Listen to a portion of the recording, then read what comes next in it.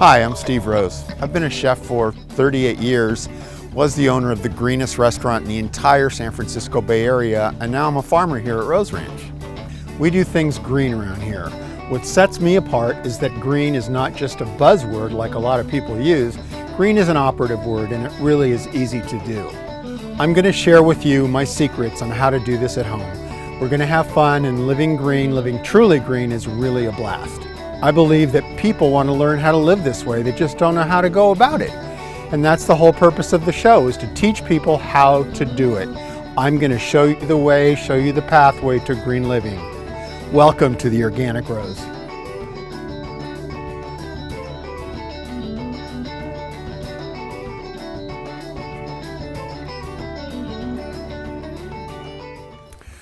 Welcome to another episode of the Organic Rose. It's my buddy Al Hernandez. Tell us about yourself.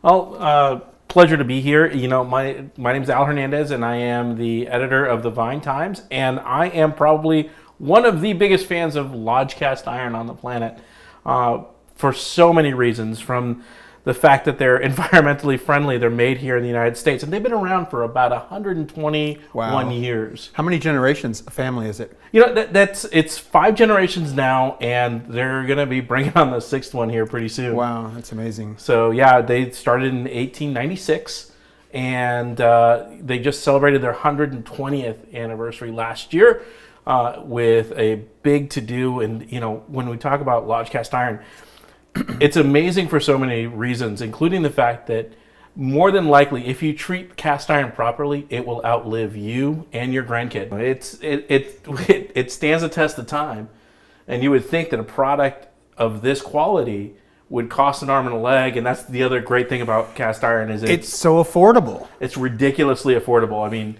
you have stuff. I mean, I think everyone started.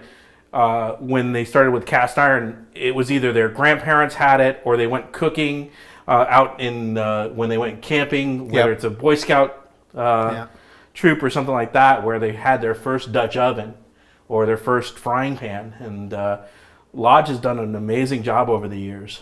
And like I said, as long as you take care of it, it will last as long as you're around. I have pieces of Lodge that my grandparents, my grandmother specifically, gave to me, and they immigrated from Spain in 1905. And that cast iron was purchased in 1906, and I still use it to this day.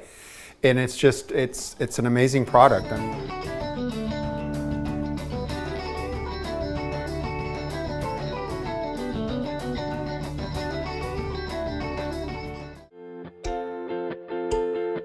Nestled in the foothills of the Appalachian Mountains is the town of South Pittsburgh, Tennessee. It was in this town that Joseph Lodge opened a foundry in 1896. 5 generations later, the Lodge family is still at the helm, and we're the oldest manufacturer of cast iron cookware in America. Join us as we discover what goes into your favorite cookware. A good place to start is with the ingredients. We source only the highest quality materials. We use pig iron, recycled steel, and castings from our foundry.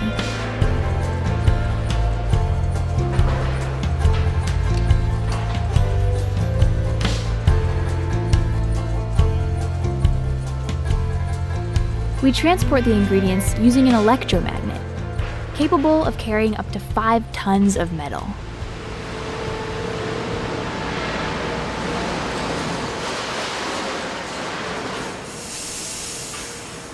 The materials are shaken into the loading chamber, along with any cookware that doesn't meet our strict quality standards.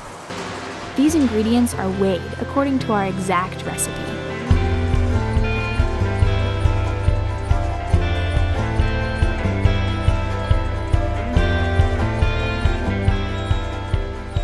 We add alloys to achieve a precise chemistry.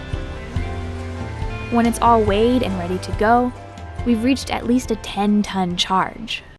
Now that we've measured our charge material, we're ready to add it to the furnace.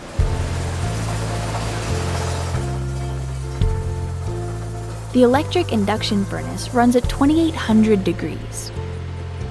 It can hold 10 metric tons of liquid iron. it will take 45 minutes for a 22,000-pound charge of metal to liquefy. When we melt the iron, impurities, referred to as slag, rise to the surface.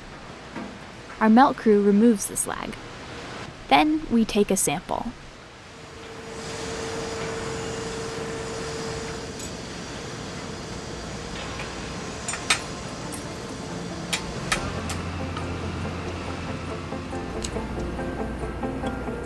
We use an optical instrument called a spectrometer to measure the chemistry of each sample.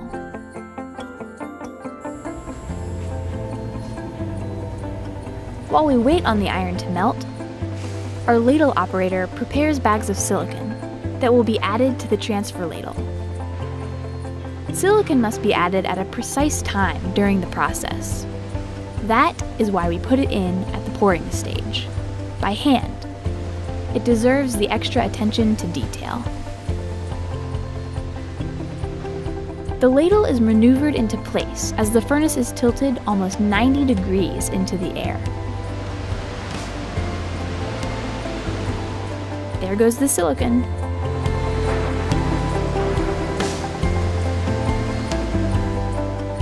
Once the pour is complete, we will get a temperature reading by immersing a thermocouple into the ladle.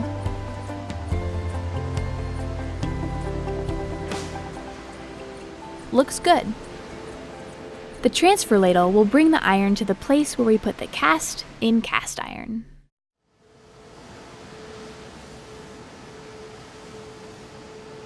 This is a mineral called vermiculite. It's a binding agent that holds together all the oxides, or slag, that form in our metal mixture.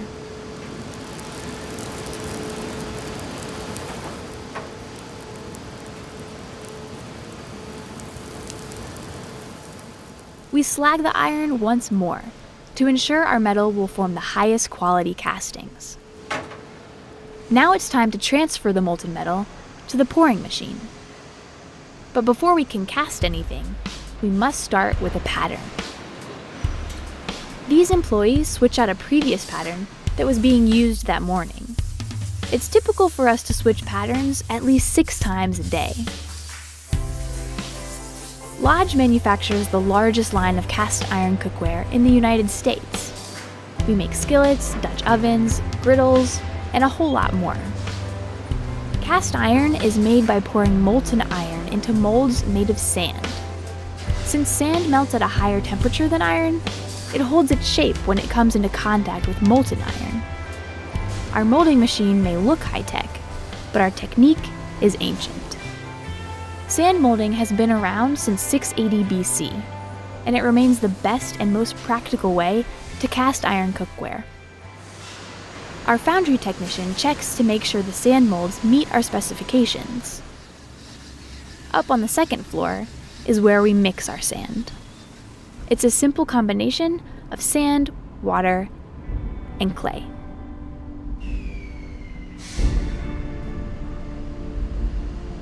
The sand mixture travels by conveyor to a funnel that feeds the molding machine below. The foundry tech is able to make fine adjustments to the pouring machine to ensure that each casting is poured perfectly.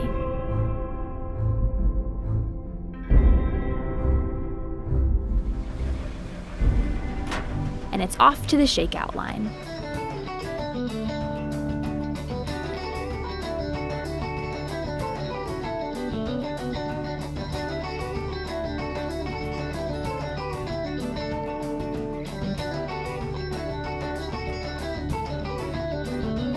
You know, the great thing about cast iron is the fact that it is the original nonstick. So before there was chemicals added to aluminum and all these really funky scientific experiments, there was cast iron.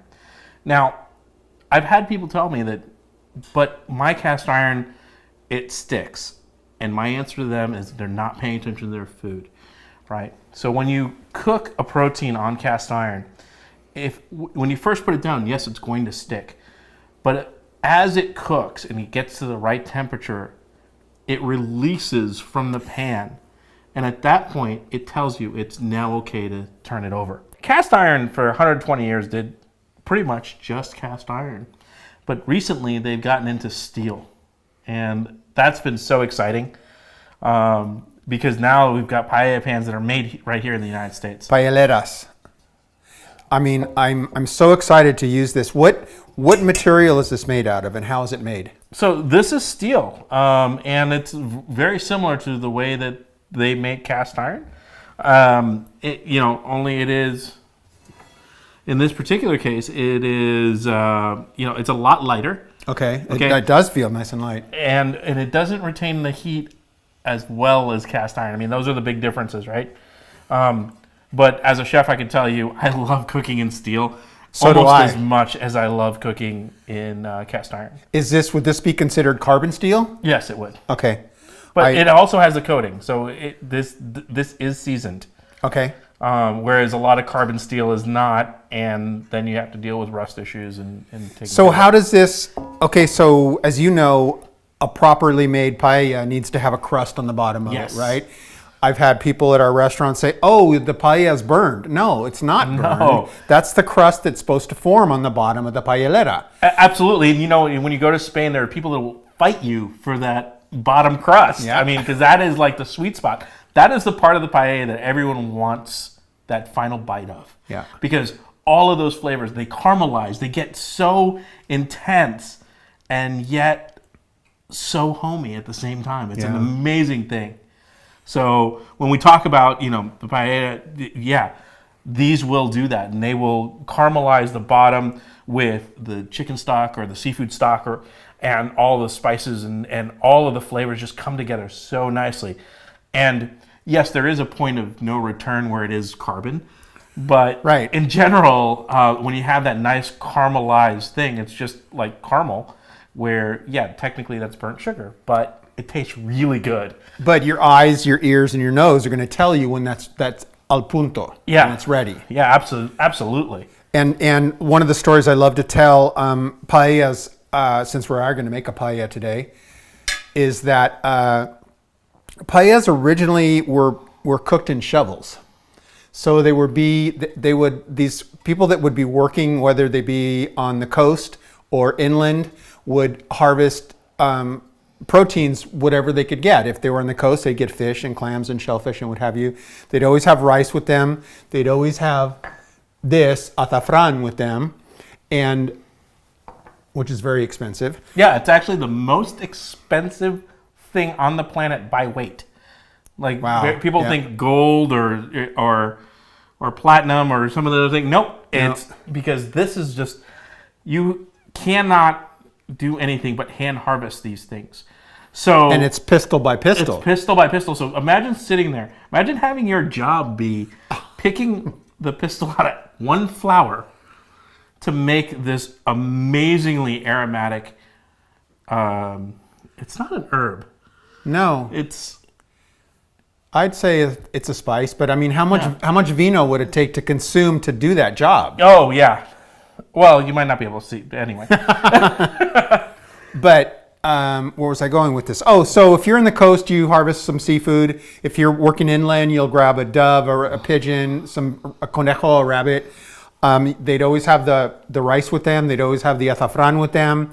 And they would make the paella on this. They'd build a fire and then set their dedicated shovel that was only used to cook these paellas right on the fire, and they'd cook it like that. And when it was all done, they'd eat and enjoy it. So we're going to do it a little bit differently. Yeah. I don't consider this a shovel. No, thank God. But I'm excited to go ahead and start with this. Why don't we start working here? Let's grab a knife, grab some cauliflower. So we're just going to do like florets, however you pronounce them. So we don't want them too small, but that's a good size. Well, let's go ahead and this is getting hot. It's getting close. You're right. It really does heat up quickly. It does. I mean, it's I'm going to go ahead and fast. Drizzle a little bit of olive oil in here. This is actually our own olive oil that we make from our organic olives. Is that a mixture of varietals, or? It's 3 different varietals. So, but I love it. Having our own olive oil is pretty amazing.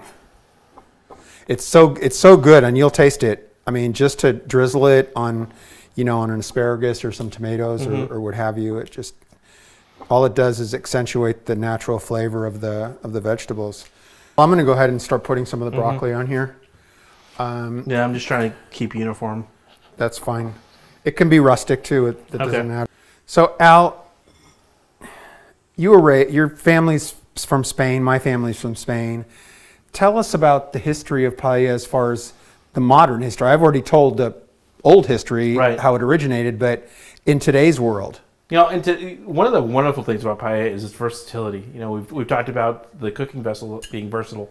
Paella is one of those wonderful things where, depending on what region it's from, it had various different things. We've had seafood paellas with shrimp and lobster and clams and shellfish and squid and other things. But we also have inland paellas, right? So with inland, conejo, with rabbit, with chicken, and other proteins, or just by themselves. I mean, if you've got really great vegetables, the great thing is because it is a rice dish, you can add or subtract whatever you want to it. There is no hard and fast rule, other than it has to taste good. Right. And it always does. So we're using broccoli today. We're using cauliflower. We're using some nice green beans, and we're using some asparagus and some maitake mushrooms. These things are amazing. These are raised in Sebastopol, California, and 90% of this mushroom goes to cancer prevention medication. Really? Yeah. So it's got a really high rate of that, and they taste great. They're beautiful. But only 10% of the product that's raised goes to culinary use. Wow. The rest goes to cancer prevention. But it's you can go ahead and break some of those up if you want, actually. Sure. And you know what? They have such a delicate texture. They do. And it's amazing to me how those feel, and also amazing how they taste. Yeah.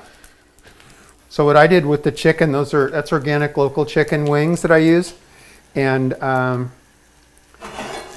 put a little bit of apple cider vinegar in there. I'm going to go ahead and. Are we going to bowl any of these as they get, because the beans are going to get quick? Yeah, they're almost done actually. So because they're going to finish cooking inside the oven or on the stovetop. And right. So do we want another plate? Yeah. Go ahead and empty the beans out onto the cutting board, and then you can use that. Yeah, you're right. This really is getting hot. Yeah, it gets hot really fast.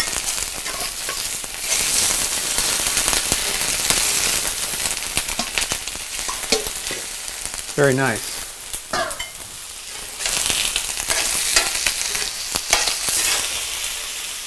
I love cooking on steel, I'll tell you. Oh, it is one of my favorite things to do. When we had our restaurant that we had for 35 years, all of our sauté pans were all carbon steel. And they were actually made for us by Atlas Spinning out of Oakland, California. Cool. Yeah. You familiar with them? Yeah. Yeah, they made some amazing stuff. They're no longer in business. I know, that was a sad day. Yeah. Okay, we're getting some color on the chicken now. When you make paella, do you add the stock first or the sofrito first for your liquid? So I add the sofrito to let that give it a chance to get into the rice. Okay. So what we should do first then is let's go ahead and I'm going to go ahead and move this over to the side. Let's put the rice in. I kind of toast it a bit just to kind of tan it. Yep. Well, it also allows the essential oils of the rice itself to get ready. Exactly. Go ahead and put it in here if we have room. You don't need to use all of it, but whatever you think is right. That's about. Yeah, I think that's good. So I like to use California short grain rice. Absolutely. Because I love supporting California rice farmers. In California, we raise a great short grain rice, which is the right type to use for paella. Okay. And in a pinch, you can use things like arborio and other short grains that are out there. I think I'm going to go ahead and do a little bit of olive oil on here. I think olive oil, because it has a low smoking point, really helps in creating that bottom crust. I don't know why, but I think it does. See, the rice is getting nice and tanned now. Okay, so stock or sofrito? What do you think? I think it's sofrito. Okay, here we go.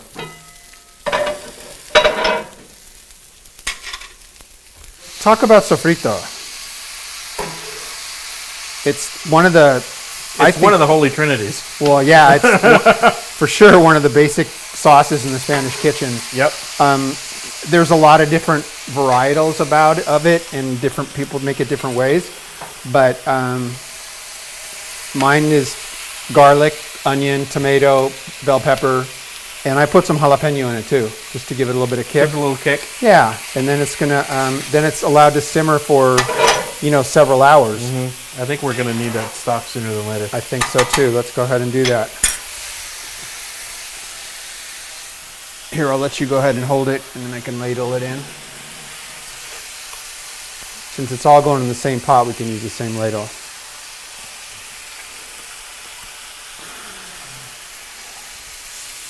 So this is a combination of chicken stock made from organic chickens and vegetable stock blended together. If you're doing a seafood paella, you'd be using a fish stock. Uno más? Oh, that's a good... Vale. Vale. Okay, we're good.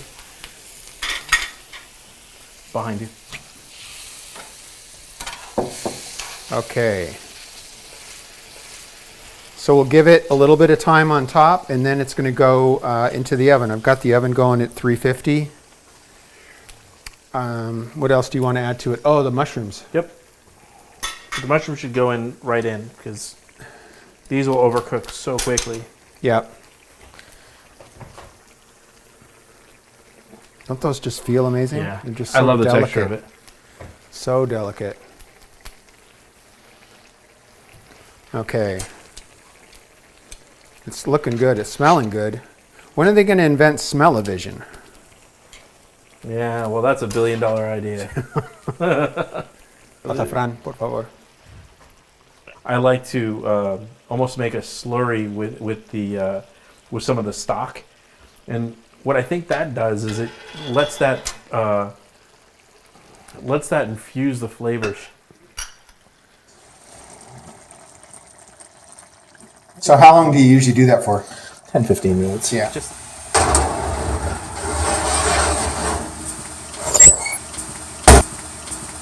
So we made this great paella today with lots of different flavors. We started it off on the cooktop, and then we finished it off in the oven for about 30 minutes, allowing all the flavors to marry together. It's cooking in an incredible steel pan, and let's pull it out and see what it tastes like. Yeah, absolutely. All right, you want to open the oven? Yep. It's going to be hot. And it is hot. Wow.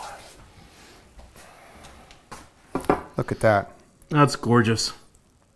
It looks like it has a really good crust on it right now. Yeah, too. and you can see the caramelization around the sides of it. Oh man, I can't wait to dig into this.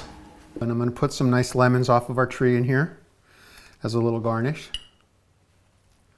These are huge, huh? Yeah. I don't know what you've been feeding those lemon trees. But geez. Compost right there. So let's give it a taste. There's your, Thank you, sir. there's your weapon. Salud.